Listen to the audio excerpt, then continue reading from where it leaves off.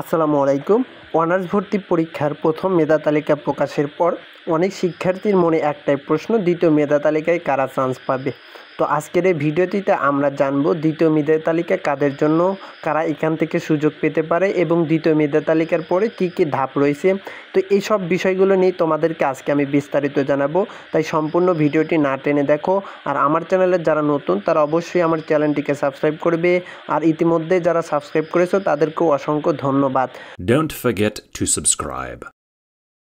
তো এখন আসি দ্বিতীয় মেধা তালিকা কাদের জন্য। তো দ্বিতীয় মেধা তালিকা মূলত তাদের জন্য যারা প্রথম মেধা তালিকায় সুযোগ পায়নি অথবা যাদের আবেদনকৃত কলেজগুলোতে সিট খালি ছিল না। আবার কেউ কেউ রয়েছে যারা ভুল সাবমিশন বা সময় মতো ফাইনাল ভর্তি না করায় বাদ পড়েছে। এই অবস্থায় জাতীয় বিশ্ববিদ্যালয় সেই খালি সিটগুলো পূরণ করতেই কিন্তু দ্বিতীয় মেধা তালিকা প্রকাশ করে।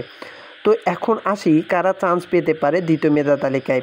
তো দেখুন, দ্বিতীয় মেধা তালিকায় চান্স পাবে তারাই যাদের ফলাফল ভালো, যাদের সাবজেক্ট পছন্দ এবং মেধাক্রম অনুযায়ী এখনও সিট ফাঁকা আছে এবং যারা আগে ঠিকভাবে আবেদন করেছে কিন্তু প্রথম মেধা তালিকায় আসেনি। সুতরাং যদি আপনি আগে এবং আবেদন করে থাকেন এবং ভালো ফলাফল করে থাকেন তাহলে আপনার দ্বিতীয় মেধা তালিকায় চান্স পাওয়ার সম্ভাবনা কিন্তু অনেকটাই বেশি।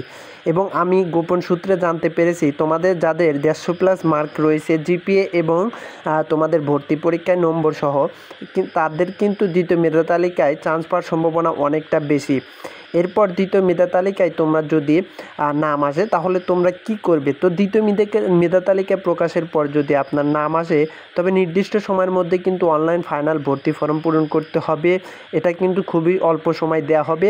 এরপর ভর্তি ফি দিয়ে কলেজে কিন্তু জমা দিতে হবে। আর যদি দ্বিতীয় মেধা তালিকাও নাম না আসে, চিন্তার কিছু নেই, সামনে আসে রিলিজ স্লিপের আবেদন এবং রিলিজ স্লিপে তোমরা কিন্তু 5টি কলেজে আবেদন করতে পারবে। সেক্ষেত্রে তোমাদের চান্স পাওয়ার সম্ভাবনা অনেক থাকবে। তবে তোমাদের উচিত হবে তখন যে উপজেলা পর্যায়ের যে কলেজগুলো রয়েছে সেগুলোতে আবেদন করা।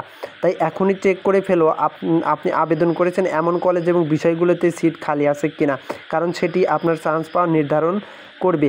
তো ভিডিওটি ভালো লাগলে অবশ্যই লাইক দিও, আর এমন আরও আপডেট পেতে চ্যানেলটি সাবস্ক্রাইব করে বেল আইকনটি বাজিয়ে রাখো যাতে ভিডিও ছাড়ার সাথে সাথে তোমাদের কাছে নোটিফিকেশন চলে যায়। আর যদি কোনো ধরনের প্রশ্ন থাকে তাহলে নিচে অবশ্যই কমেন্টে জানিও।